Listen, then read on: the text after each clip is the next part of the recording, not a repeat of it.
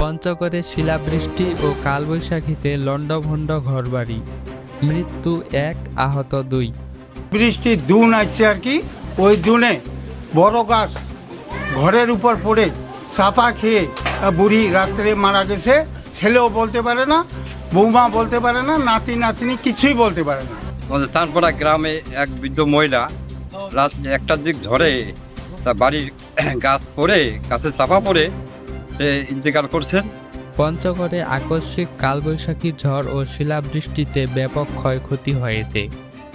ঝড়ের তাণ্ডবে গাছ চাপায় এক বৃদ্ধা নিহত ও দেয়াল ধসে স্বামী স্ত্রী সহ 2 জন আহত হয়েছেন। এছাড়া ঘরবাড়ির ক্ষয়ক্ষতির পাশাপাশি ফসলেরও ব্যাপক ক্ষতি হয়েছে বলে জানিয়েছেন স্থানীয় কৃষকরা। শুক্রবার 27 মার্চ রাত 10:30টার দিকে জেলার বিভিন্ন এলাকায় বিচ্ছিন্নভাবে ভারী বৃষ্টির সঙ্গে বড় আকারের শিলা পড়তে শুরু করে। এরপর রাত 12টার পর কালবৈশাখী ঝড়ের তাণ্ডব শুরু হয়। স্থানীয়রা জানান, সময় বাড়ার সঙ্গে সঙ্গে ঝড়ের তীব্রতা ও মেঘের গর্জন বাড়তে থাকে। ঝড়ের সময় পঞ্চগড় সদর উপজেলার সদর ইউনিয়নের চানপাড়া এলাকার বাসিন্দা চাকাতি বালা নিজের ঘরে একাই অবস্থান করছিলেন। প্রচণ্ড বাতাসের ঝাপটায় বসতঘরের পাশে থাকা একটি বিশাল গাছ উপড়ে সরাসরি তার ঘরের উপর পড়ে।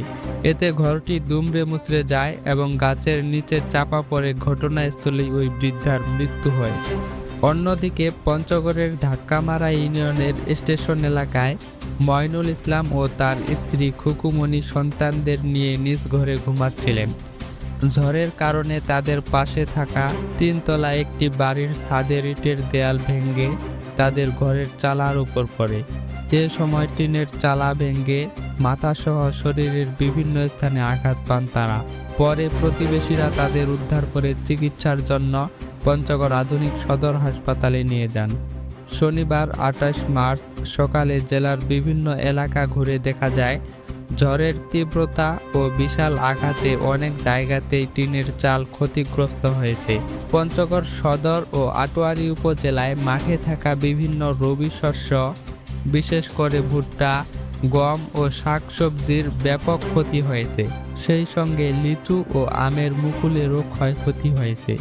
তেঁতুলিয়া আবহাওয়া অফিসের ভারপ্রাপ্ত কর্মকর্তা জিতেন্দ্রনাথ রায় বলেন, মৌসুমি বায়ু হঠাৎ সক্রিয় হয়ে ওঠায় এই বৃষ্টিপাত ও শিলাবৃষ্টি হয়েছে। আগামী 1 এপ্রিল দেশ জুড়ে বিভিন্নভাবে আরও প্রবল বেগে ঝড়ো হাওয়া, বজ্রসহ বৃষ্টি এবং শিলাবৃষ্টির উচ্চ আশঙ্কা রয়েছে।